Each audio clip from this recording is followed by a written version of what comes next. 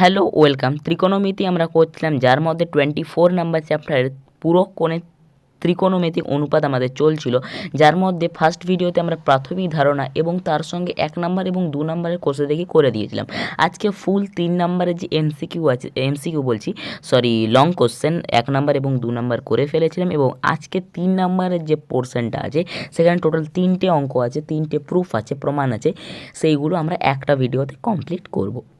তাহলে প্রথমে একবার পিডিএফ থেকে দেখে নিচ্ছি, বিষয়টা বুঝে নিচ্ছি, তারপর খাতায় করব, এবং সেটা করার পরে সেটার এক copy PDF description box check করে নেবে, দেওয়া থাকলে দেওয়া থাকতেও পারে। অর্থাৎ এমসিকিউ যেগুলো শর্ট কোশ্চেনের ক্ষেত্রে পিডিএফ দেওয়া থাকে না সচরাচর, এবং লং কোশ্চেনের ক্ষেত্রে পিডিএফ দেওয়া থাকে, তাই একবার ডেসক্রিপশান বক্সটা সবাই চেক করে নেবে। তাহলে ভিডিওটা স্টার্ট করছি।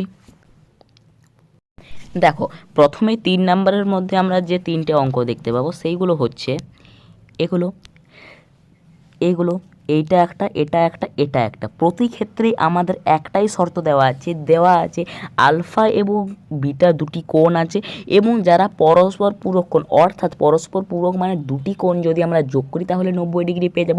অর্থাৎ আমরা লিখতে পারি আলফা প্লাস বিটা যেটা ভ্যালুটা হবে সেটা 90 ডিগ্রি। সেখান থেকে আলফার ভ্যালু বিটার ভ্যালু বার করে সেটাকে পরিবর্তন করার চেষ্টা করব। আমরা প্রতি ক্ষেত্রে একটাই কথা বলি, আমরা সর্বদা চেষ্টা করব একটাকে চেঞ্জ করা। যদি চেঞ্জ করি তো আলফা চেঞ্জ করব, যদি চেঞ্জ করি বিটা চেঞ্জ করব। আলফা বিটা একই অঙ্কে একই সঙ্গে দুটো কোনোদিনও চেঞ্জ করব না, এটাই আমাদের নিয়ম। এইভাবেই আমরা করব।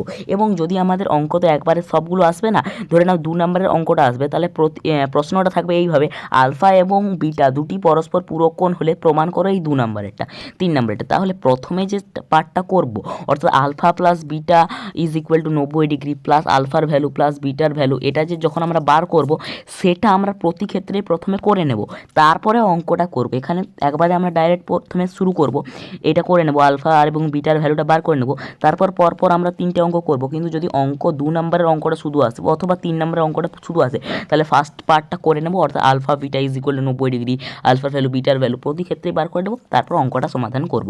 আশা করি বোঝা গেছে। 3টা অঙ্ক একটা ভিডিওতে করে নিচ্ছি, এবং ডেসক্রিপশন বক্স চেক করতে পারো পিডিএফের জন্য। শুরু করে দিচ্ছি 3 নাম্বারেরগুলো।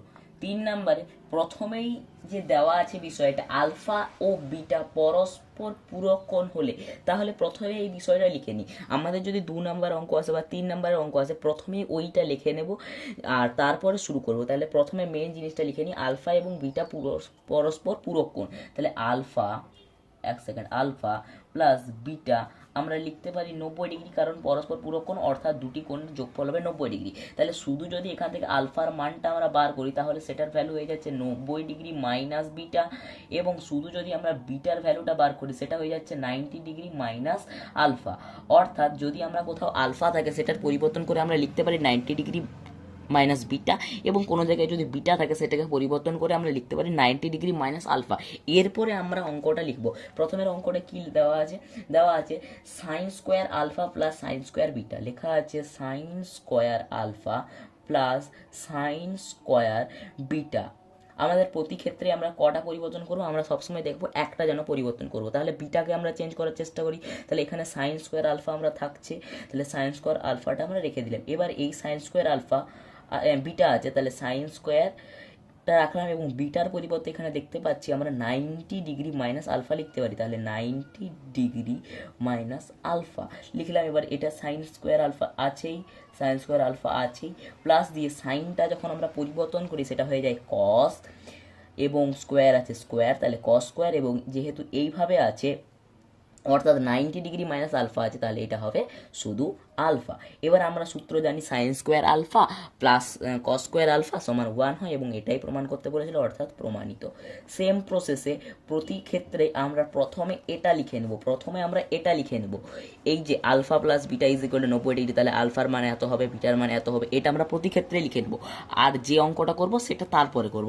এবার 2 নম্বরেরটা সেম প্রসেসে এটা করব, কিন্তু এই ক্ষেত্রে সামনের দিক থেকে করব না, অর্থাৎ আর এইচএসের দিক থেকে না করে এল এইচএসের দিক থেকে করব।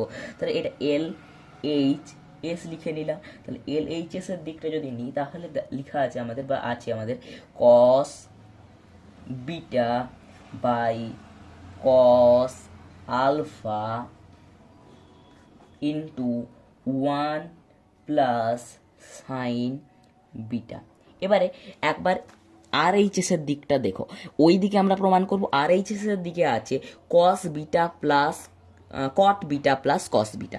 এবারে যেহেতু দুটোই বিটাই আছে, আর এই দিকে একটা এদিকে কস বিটা আছে অর্থাৎ বিটাও আছে, নিচে আলফা আছে, এদিকে বিটা আছে। যদি এই আলফাটা আমরা চেঞ্জ করি তাহলে সবগুলো বিটা হয়ে যাবে, তাহলে যখন আমরা সমাধানটা করব আর আমাদের চেঞ্জ করতে হবে না। তাই জন্য এই যে একটা আলফা আছে, এই একটা আলফাকে চেঞ্জ করছি আমরা প্রথমেই। তাহলে এটা আমাদের চেঞ্জ করলে কি হবে, এটা সিম্পল থাকলো, বিটাকে কোনো চেঞ্জ করব না, এই কস আলফাকে চেঞ্জ করব, তাহলে হয়ে যাচ্ছে কস আলফার পরিবর্তে আমরা এখান থেকে লিখতে পারি 90 degree minus beta into 1 plus sine beta হলো। এবার এখানে আমরা চেঞ্জ করছি, তাহলে কস বিটা সেম থাকলো এবং কসটা চেঞ্জ হয়ে সাইন হয়, এবং 90 ডিগ্রি মাইনাস বিটা হলে শুধু বিটা। ঠিক আছে, এখানে আছে 1 প্লাস সাইন বিটা। এবার আমাদের কিছু করার নেই, জাস্ট গুণ করব, জাস্ট দুটোকে গুণ করব। তাহলে প্রথম ক্ষেত্রে আমাদের হবে cos beta by sine beta into এই 1-এর সঙ্গে গুণ হবে, প্লাস দিয়ে cos beta by sine beta into এই সাইন বিটা দিয়ে গুণ হবে, সাইন বিটা দিয়ে গুণ হবে, এটা 1 দিয়ে গুণ করলে এটাই থাকবে। এবার cos beta by sine beta, cos by sine কি হয় না আমরা জানি কট হয়, কট হলো এবং সেটাও বিটা হলো, প্লাস দিয়ে এখানে সাইন বিটা নিচে, ওখানে সাইন বিটা ওপরে, তাহলে কেটে যাবে, তাহলে এখানে পড়ে থাকলো কস বিটা। এবার এই ভ্যালুটাই আমাদের দেওয়া আছে আর এইচএসে, আর এইচএসে এই ভ্যালুটা দেওয়া আছে, অতএব দিয়ে লিখতে পারি যে ভ্যালুটা আর এইচএসে ছিল সেই ভ্যালুটার সঙ্গে এলএইচএস এর ভ্যালুটা যেহেতু সমান হয়েছে, এইভাবে করে তারপর প্রমাণিত। বোঝা গেছে?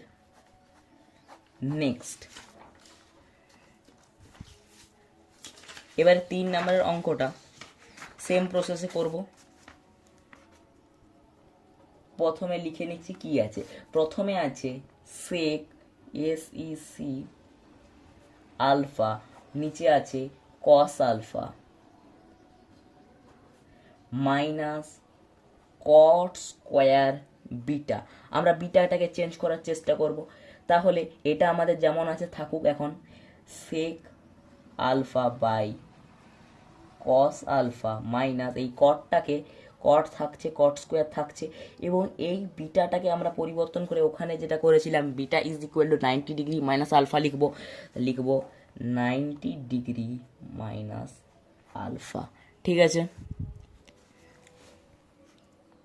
এবারে এই সেক এবং কস পরস্পরে অন্যনক, অর্থাৎ sec is equal to 1 by cos এবং cos is equal to 1 by sec, এটা আমরা লিখতে পারি। তাই জন্য এই সেকেরটা সেক থাকছে, এই সেকটা সেক রাখছি, আচ্ছা ঠিক আছে, সেক আলফা থাকছে।